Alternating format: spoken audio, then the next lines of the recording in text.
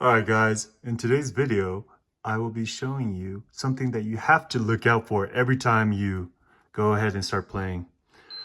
And what that is, you'll see in a second. Give it some time to upload. Warm up.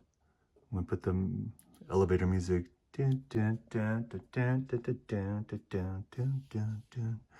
Alright, so it's gonna load, okay. So put in your password.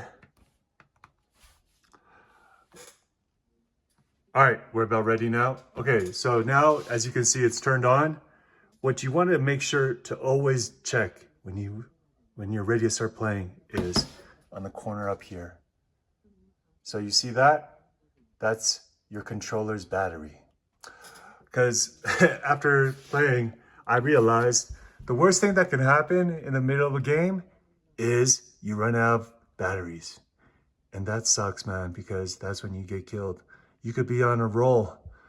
You could be getting everyone, and then at the end you die because it gets stuck. So go ahead and plug it in, and now you're ready to go. Once again, quick video just to say, always check your controller's battery.